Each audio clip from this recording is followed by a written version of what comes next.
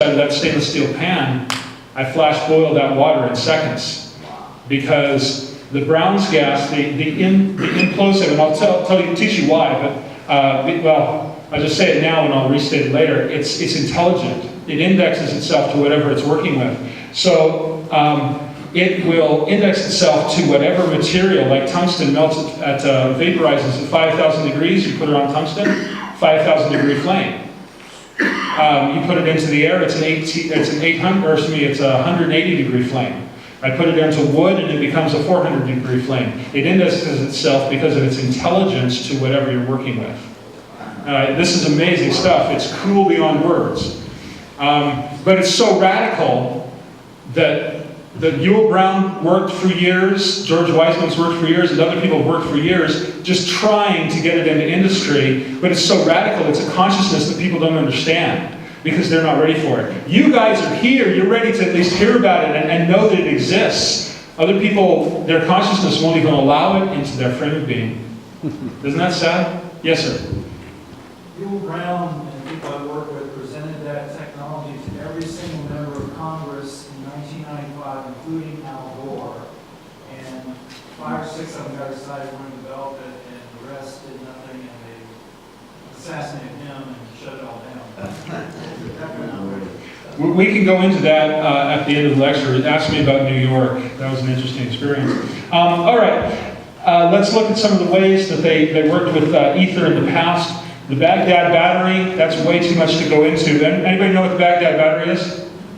Okay, a lot of you, it's a battery they found in a tomb. It's 4,000 years old. It generates 1.5 volts at 0.75 amps. And one doesn't do much, but they've since found whole warehouses full buried out there. The Sumerians had light. Sumerians had, well, they could have done anything with about 3,000 volts at 70 amps or so. Could have done anything they wanted. Anybody know what an athanor is? I might have this wrong. Is it an athanor or an athanor? Athanor. Thank you. It's the alchemist's oven, essentially. But the ones that we have now, that we see now, that you can look up on the web now, are completely wrong. That's why I put this right here. Egg shapes. David talked about the egg-shaped, and that's actually a Victor Schauberger design. He created a vortex, and you pour hot boiling water into it, and it vortexes down, and the egg shape turns it cold within just minutes. You pour at the bottom of it, and you get ice cold water. Okay. Oh wow! Look, ether is cooling under certain conditions. Ether is very cooling, and and as you channel more energy into it, it becomes colder. It's endothermic. Question? Oh, okay. Anybody see pictures of bees in ancient Egypt? Pardon me? Anybody see pictures of bees, beehives in ancient Egypt? Yeah, okay. The last time I visited ancient Egypt, they were just barely wait, did I say that out loud? What's the difference between a queen bee and a regular bee? Royal jelly. Wrong. Sort of wrong. Crown. You can feed royal jelly to a regular bee larva all day long, and it won't turn into a queen. No, actually not. It's not the sex. Size? Nope. Workload?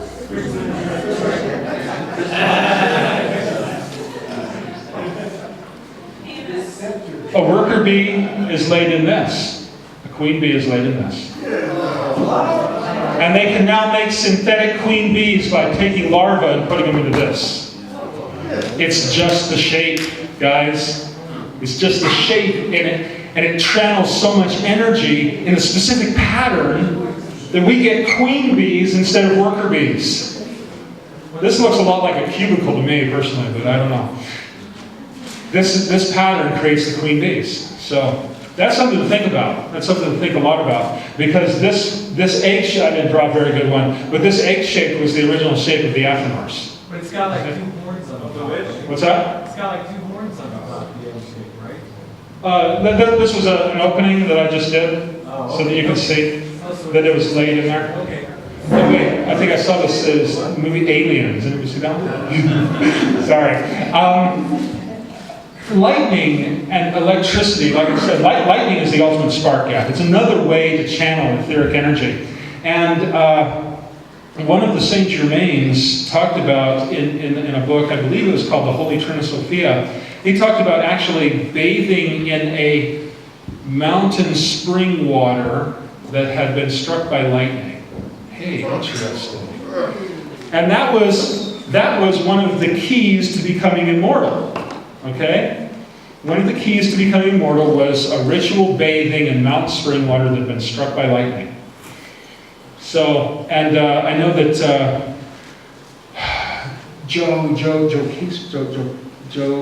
Blankenship found a chamber in the Grand Canyon near Havasupai Falls that had a crystalline, circular crystalline. It looked like a pot. It looked like a cauldron dug into the ground, but it was actually a bathtub. And right above it in the cave was a copper rod that went through the rock to the top of the cliff face to gather the lightning, so that the lightning would come down and hit the pool and energize the water, and then the person would bathe in it. This was an initiation chamber. Okay, fun stuff. We'll get into initiation chambers more in a little bit. Okay, the mechanical methods of compressing ether are many and varied, and some of them are pressure, hot and cold, alternating hot and cold. I know we've talked down the hot, but Genesis requires hot. Okay, Genesis requires both. It requires fluctuations. Okay, sound, because we are running out of time, aren't we? 50. Oh, yeah, right. Okay. Sound is one way to mechanically change water. Look up coralcastlecode.com. My friend John DePue. He takes sound, similar to cymatics that I have a picture of there. He'll take sound and create a standing wave of water, and then he'll take more sound over the top of it, and he'll levitate drops of water 1 inch to 2 inches off of the top of the ridges of water, just using sound. And then he'll collect the water that's resonating up there on top, and that's completely changed crystal and geometrical pattern of water, and it's very, very healing. He doesn't sleep, he doesn't eat very much, and it's crazy. What was the website? coralcastlecode.com. It's very complex, and there's a lot of information there. You want to see free energy? He's got devices running there. It's pretty cool. What is the role? What are we doing here? Now we're told we need to take Ormus, we need to take etheric elements, we need to take these things. What are we actually doing? Okay?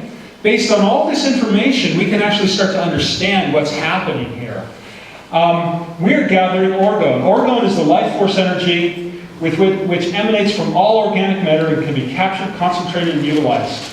And the Ormus and the etheric elements are antennas. Okay? Remember how I showed that they were close to the etheric cloud? They were pretty close there. And if you put an antenna into a cloud, you get lightning. Well, you put an Ormus, or you put an etheric antenna near the cloud of energy, and you will start to get more energy. DNA, the structure of DNA is one of the most powerful etheric energy accumulators. Remember that fiber that I said they made into sweaters and blocked the 50 caliber bullet? It's spun like a DNA helix. And I remember there was one guy that we visited with, he showed us metal that had, he showed us superstructures of an airplane that he had built, and it was completely impervious to if it crashed, it would not crush, because it was spun like all the metal was spun like DNA helixes, okay? And it took all the energy coming in sideways and turned it into transverse lateral energy, reinforcing the bonds that way. It doesn't matter if it's on a tiny structure, a crystalline structure, the DNA, or lengthwise. And it's only, we'll get to that, it's only certain causes that cause our DNA to unravel and us to age. So DNA is a very, very, very powerful etheric energy draw. Water is also one of the most powerful draws to etheric energy. Gold is as well. Did you know that We've never had a major nuclear accident on any of our nuclear submarines or naval vessels at all that are powered by nuclear energy. Guys are working this close to the reactors all day long since we did one thing. What is it? We lined them all with gold. We lined them all with 4 to 8 inches of gold. And that stuff the radiation doesn't go through because the crystalline geometrical structure stops the radiation. Okay? Better than lead. Lead is garbage. Aluminum works better than lead.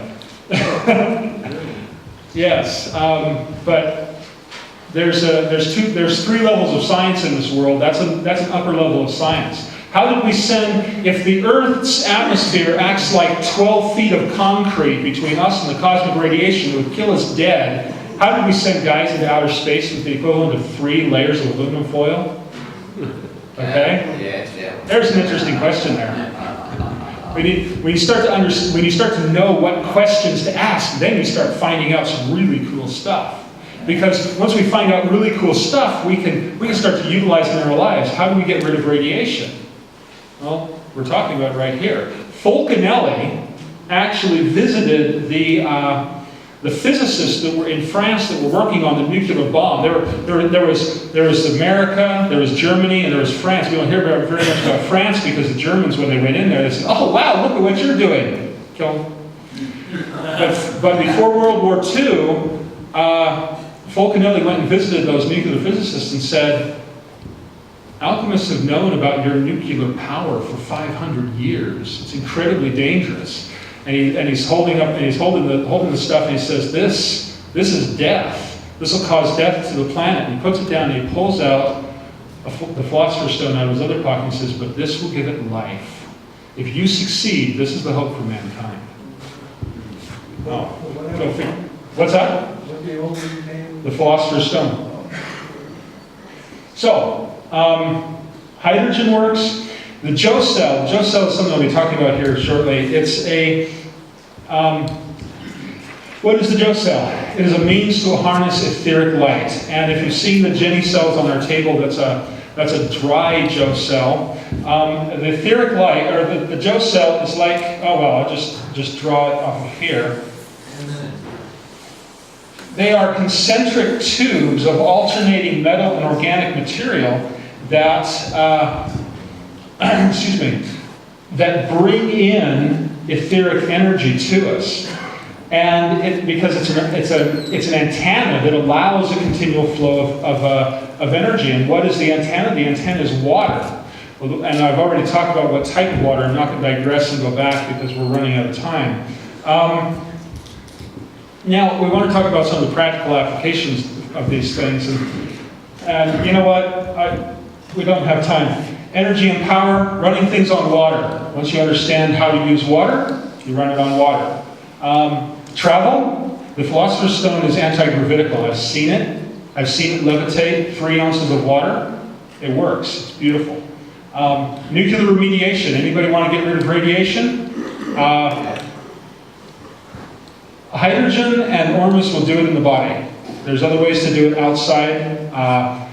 Actually, little known secret, pine trees, negative ions remediate radiation, okay? We have some huge negative ion generators where we are in Colorado, in our property, outside, the trees, all of that.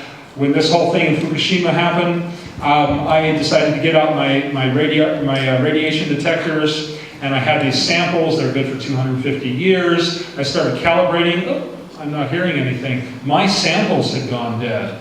How many people have seen a radioactive sample go dead? Okay. Oh, yeah.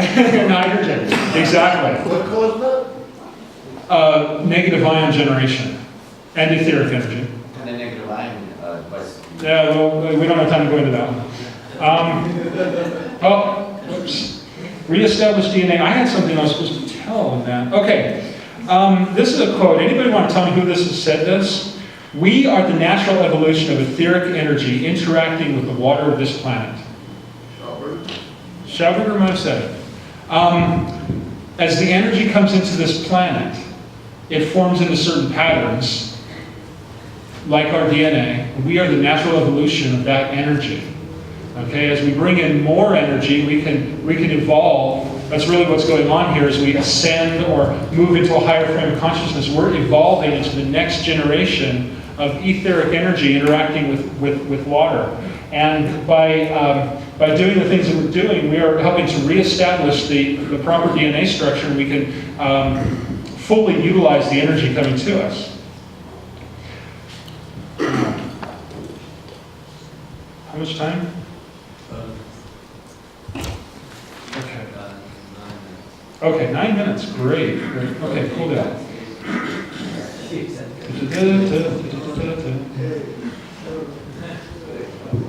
I just have to find out where I'm at. I am here. I got ahead of myself here. Okay. All right. How does etheric energy affect our consciousness? We need to analyze that, because in order to analyze, once we analyze that, we can really start to utilize what we're doing here. Part of it is the noble elements. I know that how many people have read about putting gold or platinum molecules on the end of DNA, it becomes a superconductor. Okay. What's that? It doesn't become a superconductor, it becomes a better conductor. Okay, well, that works. What is a superconductor? Yeah. It's something with a different crystalline geometrical pattern. Seriously, that's all it is. Crystalline geometry. If we knew how to carve this into a specific pattern, we could make this into a superconductor. And that sounds stupid, but there are guys that are making superconductors out of plastic now. All right. Mainstream science, they got the Nobel Prize for science, okay? Because they knew how to create a pattern in the plastic. So by using certain noble elements that we use with Ormus and etheric elements, we can start to structure our DNA to bring in more light and more energy and more consciousness to ourselves. And once I love this because we can connect to our own higher consciousness, like Vernon was talking about. We can connect to our own higher consciousess when we have more energy flowing.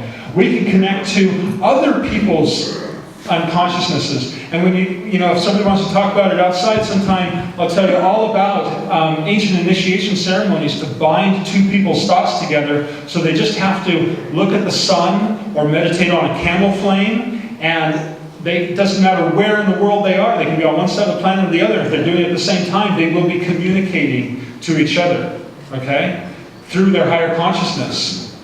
All these applications, is this through the geometric structures or the crystal geometry? Everything is no. What are the applications of?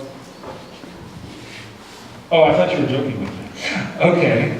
I'm kind of somewhat lost of what allows these different things to happen, like you're talking about. Is it just Ormus or the? It's not just Ormus. It's Ormus and energy. See, this is the key. You know what? We're going to have to jump ahead here. Let's see. You know what? This was impressed upon me last night that this is very important. So we'll go back to that.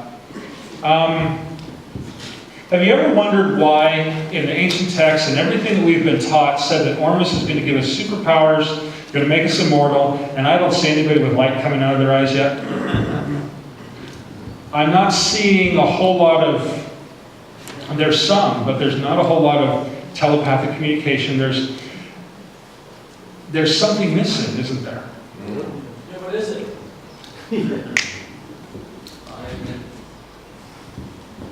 At the time of Christ, the magnetic fields of this planet were at least 200, if not 1,000 Gauss.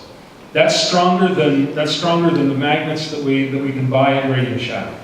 That's a natural Earth's magnetic field. We are magnetic beings. When we leave this planet, all right, when astronauts leave this planet, they started dying very quickly. It wasn't until they hired the best magnetic PhD or PhD MD on the planet and said, "What's going wrong?" He said, "Oh, we don't have magnetic fields in outer space. All spacesuits have magnets built into them to keep them alive. When we leave Earth, we start to die without a magnetic field." At the time of Tesla started measuring it 115 years ago now. It was 13 Gauss. Besides the people that I've talked to in the last few days, what is it at now? What's that? 0.5. Sometimes it dips down to 0.03. The magnetic field of the Earth. The magnetic field. Why is it wobbling all over the place and it's just going nuts? It's because it's disappearing. What happened the last time it disappeared? Mars. Bullshit. The effects of a magnetic field disappearing on the planet. When a scientist did this to mice, the first thing that happened was spontaneous development of cancers that normally only occur when a mouse is injected by toxic chemicals. Okay? Spontaneously. Has anybody seen that in this world with people? How did I get exposed to asbestos? That's impossible. Neural degradation. There's a sweeping epidemic across the country that people aren't talking. There's a sweeping epidemic that the alternative health practitioners are finding across this country. It's called, they've decided to call it early onset dementia. 35-year-olds, 40-year-olds are starting to lose their memory. They're starting to forget things that they should know by rote. When the mice lost their magnetic field, You mean the magnetic field around them? Is that what you mean? they were in a chamber that the genius that did the study lowered the magnetic field to 0. He found a way to block all magnetic fields. You figure out how to do that? You're cool. The mice started having neural degradation. They could not remember their way through the maze. They've done it every day. They lost their memories. Upon dissection, 100% of those mice that forgot had Alzheimer's, and they were the equivalent of a 30-year-old person. My dad, as he got older, he forgot how to pronounce it. He started calling it old timers. See, that's a belief that it's something that happens to the old, but now we're seeing it happen to the young, and we actually can find out that it's a lack of water and a lack of ability to tie into the etheric life force around us. The last thing that happened is spontaneous death. A perfectly healthy mouse would be running along through the maze, it hadn't forgotten anything, no cancers whatsoever, and drop over dead. And upon dissection, it had a brain aneurysm or a heart attack. In the last 2 weeks, no less than 4 amazing athletes in football and something else have been found dead in their beds from brain aneurysms. Okay? We had a spontaneous death in our organization in California, 52-year-old mother of 2 children, a physically fit hiker, dropped dead, and afterwards they said, I guess it was a stroke. I'm sorry to hear that. I very am. Did you link it to dehydration a minute ago? We'll go back to that. So, if that's all you take away from here, I'd love to talk about initiation ceremonies, because that's the other thing that we're missing in alchemy. That's the So what other- do we do about this? Is there something? Yes. Thank you. Okay, this is so important. This is so important. The magnetic fields are going away. We've shown that by drinking the water, and this is shameless plug here, by drinking the electric water, your magnetic field goes up. If you measure your magnetic field, it's going to be the background magnetic field of the Earth. 0.03 to 0.5, yes. Any benefits to carrying magnets around with you? You have to be very careful with magnets for a number of reasons. I'll go into that in private. When you drink our etherically charged waters, your magnetic field starts to rise. My mother's magnetic field sits at 6 Gauss. She can discharge compasses because her energy level is so high. Okay? When you drink the etheric waters, your magnetic field goes up higher. If you don't want to drink our water, that's fine. See it, wouldn't want to be it, but no. Meditate with Ormus. It raises it slightly. It doesn't raise it very high, but it raises it slightly. So those are the ways to do it. Yeah. What about now water? What's that? Water and enhanced wellness water. I have not seen anything that actually holds magnetic charge over a long period of time. The spark of life water, because it's such a concentrated etheric life force, actually generates its own magnetic field, and we've come back a year later and it's still there. So Maybe this evening, could we do a spark circle? we could do that, and I could finish talking if you guys want some more this evening. Okay. Thank you all, everybody. Appreciate it.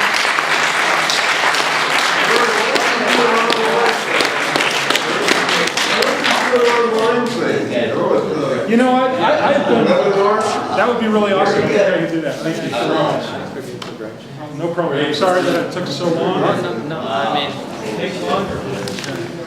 bummer. You sold me the Still working. Joe? Joe? Joe? Joe? Did you hit the button? I didn't touch anything. It's fine. Oh, I turned it down. I'm sorry. Oh. Here, okay. Yeah, that worked. Hello? Okay, because we're getting behind and because we have an inflexible 4:30 appointment with Dan Winter, who is in France, we're going to kind of move ahead now, sorry, without a break, unless we have to kind of sacrifice in the interest of science. Once again, we have some reading classes here, some will drop in the doorway. Please come and identify them. They look to be like 2.0 or 2.5s. Sorry, I took so long. I would like to welcome Tom Waters. Tom Waters, years ago was a new, well, he was like a DVD. He was a newbie. He kind of entered the community a few years ago, and has become one of the masters. And one of the interesting distinctions he made early on was the difference between ormus and alchemy, and the symmetry between the two. And he has become. Hey guys, quiet down. Thank you. He has become over the years quite a master, and he has a mentor whose books he is selling back at the table there, and an exceptionally good friend as well. Enter your product. These are Okay. version. Oh, I see. So I'd like to welcome him. And at the conclusion of his, now someone's got to keep time here, to 4:15 to 4:20, because at 4:30 we're up with Dan Winter at the lodge. The reason is because we could not get the internet access down here in order to support Skype, which we were going to present on the big screen. But up in the lodge after Dan Winter is dinner. And I'm not doing it. And then after that is David Hudson this evening. So please stick with it. And I will be departing early in order to establish the Skype connection with Dan. So you're on your own here about the 4:15, 4:20 thing. Okay? So are you all ready? Oh, super. Okay, we're ready. God bless Thomas. God couldn't be everywhere, so he didn't go. Anyhow, so I'd like to welcome Tom Waters, who's come to us from California.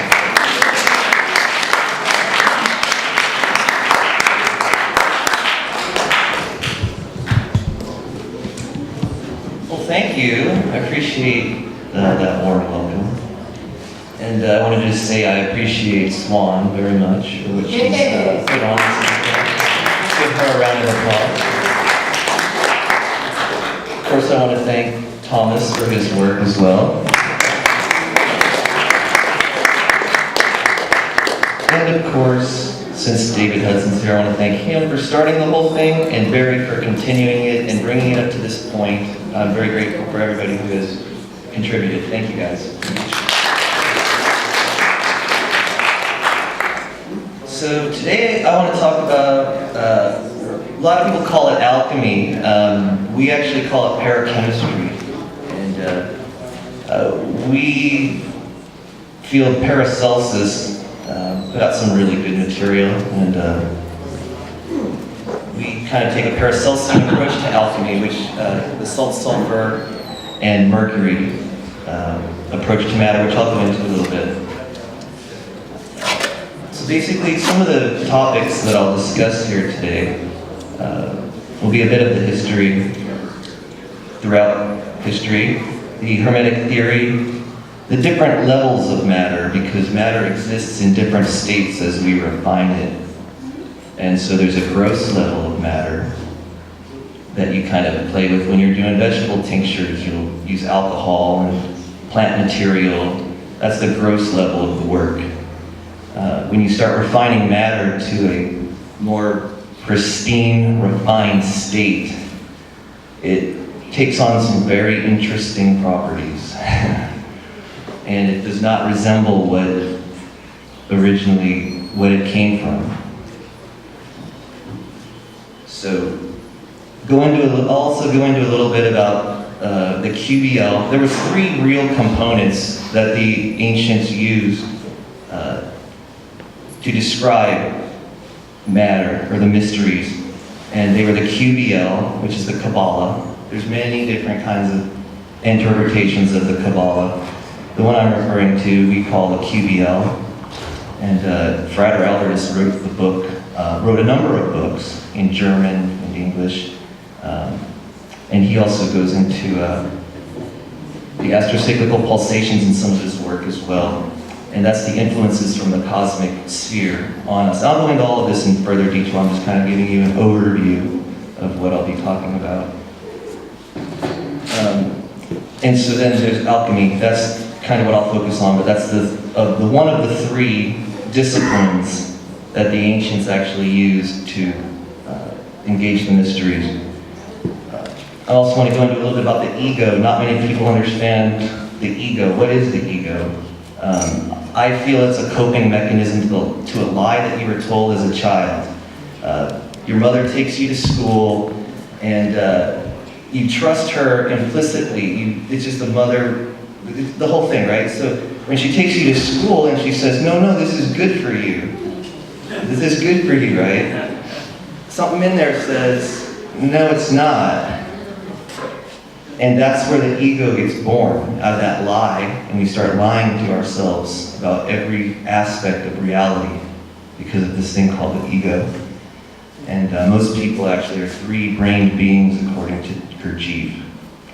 They operate out of the emotional, mental, and physical spheres of reality. What we hope to accomplish here is to become a 4th-brain being, to transcend those urges, those influences, to become whole, complete, and pure beingness, basically. I'm also going to go into a little bit about the Ayurvedic stuff. I'm not a total expert on that, but we'll touch base on a couple things there. That's also Indian alchemy. A lot of the guys in this room know more about it than I do. But we'll talk a little bit about that, the doshas, what we're comprised of. I'll go into a little bit about the 3 essentials. That's the alchemy we perform consists of 3 essentials, and those are those 3. I'll go into more detail about what those are about. I tie in the Hudson stuff, the orange stuff, to really the Indian basmas. I think there's a good similarity with those 2. The Indians used to prepare gold calx and different things in like a little clay ball. They would put like these cakes in there and heat them in a horse dung pit or something to get them to a really fine size. They keep doing that over and over again. There's a step I'm missing here. They would actually dip the metals in things based on their dosha, but we'll go into that later. I'm going to go into consciousness. So everybody talks about consciousness. Where is consciousness? Can you tell me where it's at? Does anybody know? Where is it? Everywhere. But where is it in you? Everywhere. Well, we think that the consciousness is in the sulfur of all the kingdoms, whether it be the animal, the mineral, or the plant. And in the animal kingdom, the sulfur is our blood. So consciousness is in our blood. And that's why we want to purify our blood. That's really where we want to begin. in addition to some of the cell salts. We're actually, I don't want to go too much into the cell salts, but when you're born, you have 9 months in gestation, and you're influenced by certain things. When you're born, you're missing 3 months of these cell salts, and so these are where the influences come in. So you want to kind of address these lacking cell salts in order to transcend these other influences. And then basically, what's it all about? What is alchemy? Not making gold, is it? It's actually about raising the vibration. It's about transformation. It's about kundalini. So that's basically what I'm going to go into a little bit. So basically, this is the gentleman that taught my teacher. My teacher's name is Robert Bartlett. He's one of my teachers, actually. And he's just an amazing gentleman, intelligent beyond comprehension, beyond my comprehension anyway. But he trained under Frater Albertus, and Frater Albertus lived in Utah.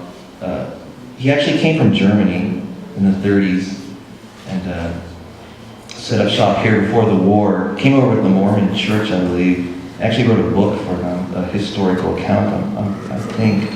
But yeah, he set up an institution, the Paracelsus Research Society. It was in Utah in the late 70s, early 80s. Where they wanted to have a research center to work with some of the oils that you could make from metals and some of the other preparations that you make. He was a scientist.